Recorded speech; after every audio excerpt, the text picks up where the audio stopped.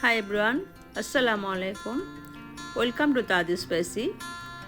নতুন একটি রেসিপি নিয়ে আসলাম আপনাদের মাঝে। আজকে তৈরি করব বারবিকিউ হানি চিকেন। চলুন দেখে নিই কীভাবে রান্না করতে হবে। আমি এখানে মুরগির বুকের মাংসটা নিয়েছি। মাংসগুলোকে আমি কিউব করে কেটে নিয়েছি। আমি ভালো করে ধুয়ে পরিষ্কার করে নিয়েছি। এখন আমি এখানে কিছু গুঁড়া মশলা দিয়ে দিলাম। আমি এখানে কোয়াটা চা চামচ করে আদা রসুনের পেস্ট, মরিচের গুঁড়া আর গোলমরিচের গুঁড়া দিয়ে দিলাম। একটা ডিম ফেটিয়ে নিলাম। ডিমের অর্ধেকটা আমি দিয়ে দিলাম আর স্বাদ মতো লবণ দিয়ে দিলাম। এখন সব কিছু একসাথে ভালো করে মাখিয়ে নিতে হবে। মাখিয়ে নিয়ে আমি চিকেনটাকে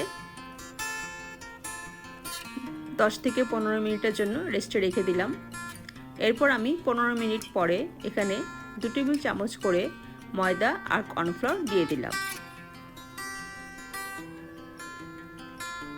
ময়দা আর কর্নফ্লাওয়ার দিয়ে আমি একটা চামচের সাহায্যে ভালো করে চিকেনগুলো মাখিয়ে নিব।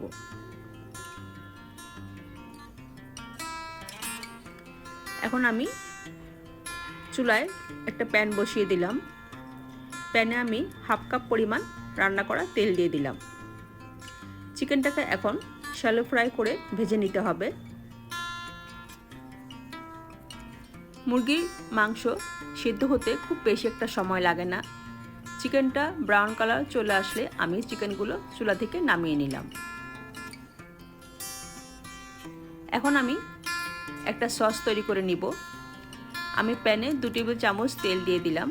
এরপর আমি কিছু রসুন কুচি দিয়ে দিলাম। যেহেতু এটা বারবিকিউ হানি চিকেন, আমি এখানে বারবিকিউ সস দিয়ে দিলাম 1/3 কাপ পরিমাণ। টমেটো সস দিয়ে দিলাম 3 টেবিল চামচ পরিমাণ। এরপর এখানে মধু দিয়ে দিলাম 3 টেবিল চামচ পরিমাণ। আপনারা চাইলে চিলি সসও দিতে পারেন। সসটাকে এখন 1 থেকে 2 মিনিটের জন্য রান্না করতে হবে। 2 মিনিট পরে আমি এখানে যে চিকেনগুলো ভেজে তুলে রেখেছিলাম সেই চিকেনগুলো দিয়ে দিলাম। এখন চুলার আঁচটা মিডিয়ামে রেখে একটু ওলটপালট করে নিলেই চিকেনগুলো ওলটপালট করে নিলেই তৈরি হয়ে গেল খুবই মজাদার বারবিকিউ হানি চিকেন। দেখতে কিন্তু খুবই লোভনীয় হয়েছে, আপনারা দেখতে পাচ্ছেন। বারবিকিউ হানি চিকেনটা আপনারা রাইস অথবা নানের সাথে পরিবেশন করতে পারেন। আমি কিছুটা সাদা তিল দিয়ে পরিবেশন করে দেখালাম, দেখতে খুব সুন্দর লাগছে। রেসিপিটি কেমন লাগলো কমেন্ট সেকশনে কমেন্ট করে জানাবেন। আপনাদের সবাইকে ধন্যবাদ।